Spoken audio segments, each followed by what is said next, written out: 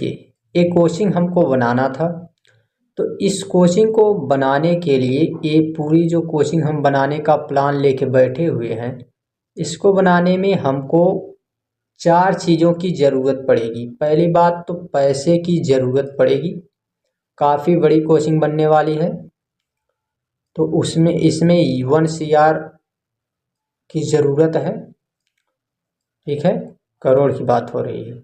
और इसमें भूमि की बात करें तो कम से कम 10 बीघा और श्रमिक 10,000, उद्यमी 1 एंड ओनली।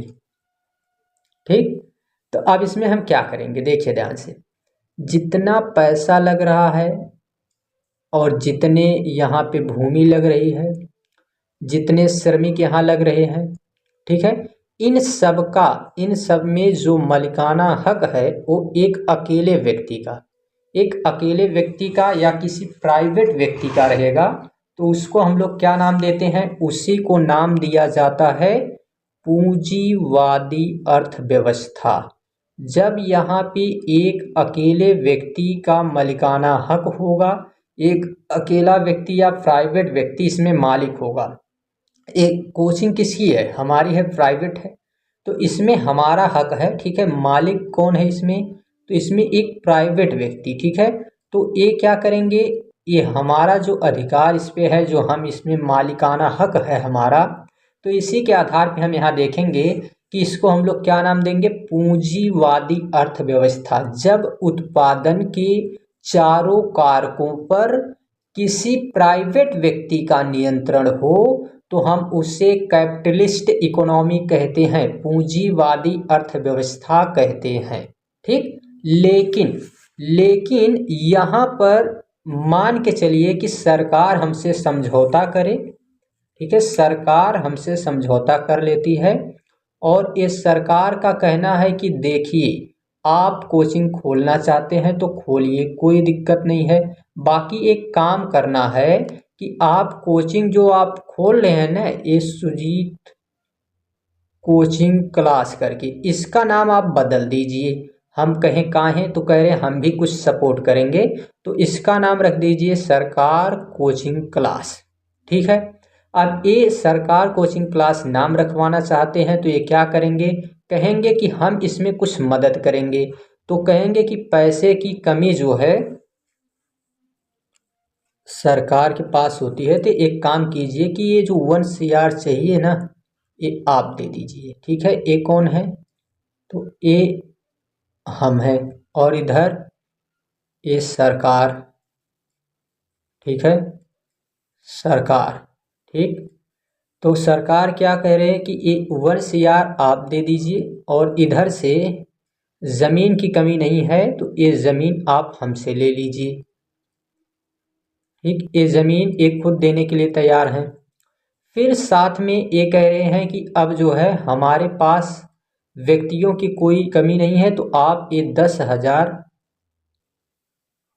जो श्रमिक कह रहे थे ये बिल्कुल जो है ले सकते हैं। बाकी भूमि की कमी इधर नहीं है, बहुत कुछ जो है मतलब है, रख लिया गया है, तो आप जो है यहाँ से दे दीजिए। ज़मीन तो ये दे दिए हैं और ये पैसा भी और मालिकाना हक, ठीक है, ये ज़मीन तो हो गया है। मालिकाना हक की बात करें तो आप इधर से अकेले और इधर से, तो दोनों लोग मिल के, जब दोनों लोग मिल के यहाँ पे मालिकाना हक दिखाएंगे, 2 लोग मालिक हो जाएंगे, ठीक है, दोनों लोग मिल जाएंगे। अगर दोनों लोग मिल रहे हैं, ठीक है, तो कहलाएगा मिश्रितवादी। मिश्रित, दोनों मिल गए हैं, ठीक है, जब दोनों मिल गए हैं तो क्या कहलाएगा, मिश्रितवादी अर्थव्यवस्था, मिक्स्ड इकोनॉमी, ठीक। लेकिन जब केवल यहाँ प्राइवेट का कोई लेना देना ना रहे, ठीक है, इनसे कोई बातचीत ना हो, केवल सरकार को दिमाग में आए कि देखिए जब प्राइवेट लोग ऐसा कार्य कर रहे हैं तो हमको भी कुछ कार्य करना चाहिए, और उन्होंने क्या किया कि वे खुद जो है अपने से एक कोचिंग खोल देते हैं, और जो कोचिंग खोल रहे हैं, ठीक है, जो कोचिंग वो खोल रहे हैं उस कोचिंग में पूरा का पूरा पैसा जितना लग रहा है सारा पैसा उन्हीं का रहेगा, ठीक है। यहाँ पर जितनी भूमि लग रही है पूरी भूमि उन्हीं की रहेगी, जितने यहाँ पे श्रमिक लग रहे हैं उन श्रमिकों का वेतन देने का काम यही करेंगे।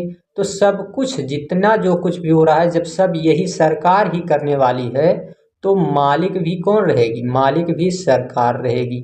और जब सरकार इसमें मालिक रहेगी, सरकार का नियंत्रण होगा, तो इसी को हम लोग नाम दे देते हैं समाजवादी, ठीक है। Samajwadi, socialist economy. तो समाजवादी अर्थव्यवस्था इसको नाम दिया जाता है, समाजवादी अर्थव्यवस्था इसको कहते हैं, ठीक ना। तो समाजवादी अर्थव्यवस्था आपको ये जानकारी मिल गई होगी। अभी तक 3 अर्थव्यवस्थाओं के बारे में हम केवल देखे हैं। अब यहाँ समझना है आपको कि ये जो तीनों अर्थव्यवस्था है, तो जो आपको हमने बताया पहली पूंजीवादी है, ये पूंजीवादी में हम देख रहे हैं कि पूंजीवादी में जब एक प्राइवेट व्यक्ति का रहेगा तो यहाँ समाज कल्याण पर ध्यान नहीं दिया जाएगा, ठीक है। समाज कल्याण से कोई मतलब नहीं है, इनको निजी लाभ पर ये आधारित होता है, ठीक है। यानी कि निजी लाभ होना चाहिए, बस अपना फायदा हो, बाकी जो है किसी से कोई मतलब नहीं है। पूंजीवादी यहाँ पर हम देखते हैं कि ये बाजार पर आधारित होती है। बाजार पे आधारित का मतलब यहाँ पे प्राइवेट व्यक्ति का अधिकार होता है, ठीक है। इसको बाजार पर आधारित अर्थव्यवस्था भी कहते हैं और इस पे नियंत्रण किसी का नहीं होता, तो इसको अनियंत्रित अर्थव्यवस्था भी कहते हैं। ये निजी लाभ पर आधारित होती है, यहाँ पर किसी भी प्रकार का किसी का हस्तक्षेप नहीं होता है, ठीक ना। कोई भी इसमें हस्तक्षेप नहीं करेगा, सरकार भी इसमें हस्तक्षेप नहीं करेगी, तो इसको नाम दिया जाएगा पूंजीवादी अर्थव्यवस्था। बट समाजवादी में हमने आपको बताया कि जब समाजवादी सरकार के हस्तक्षेप से, सरकार की वजह से बनी है, सारा खर्चा सरकार का है, तो इसमें समाज कल्याण देखा जाएगा, ठीक है। यानी समाज का हित हो, ठीक है, इसमें समाज कल्याण पर ध्यान दिया जाएगा। यहाँ पर निजी लाभ जैसी कोई बातचीत नहीं रहेगी, ठीक है। यहाँ पर निजी लाभ नहीं देखा जाएगा, निजी लाभ से कोई लेना देना नहीं है। यहाँ पर ये नियंत्रित अर्थव्यवस्था इसको कहते हैं। नियंत्रित क्यों कहेंगे? क्योंकि सरकार जो है इस पे नियंत्रण करेगी, ठीक। ये निजी लाभ पर आधारित नहीं होती है। लेकिन जब समाजवादी और पूंजीवादी से मिलकर जो बनी है, मिश्रितवादी जिसको कहते हैं, ये दोनों से मिलकर बनी है, तो यहाँ क्या होगा? यहाँ पर समाज कल्याण भी होगा, यानी समाज पे भी ध्यान दिया जाएगा और निजी भी, ठीक है। तो यहाँ दोनों तरीके के लोग देखने को मिलेंगे। हाँ, लेकिन इससे थोड़ी सी ये बात है कि इसमें दोनों का लाभ होता है, ये सबसे बेहतर मानी जाती है। और ऐसी अर्थव्यवस्था कहाँ है? तो ऐसी अर्थव्यवस्था का एग्जाम्पल भारत है, ठीक है। हमारे देश में मिक्स्ड इकोनॉमी है, मिश्रित अर्थव्यवस्था है।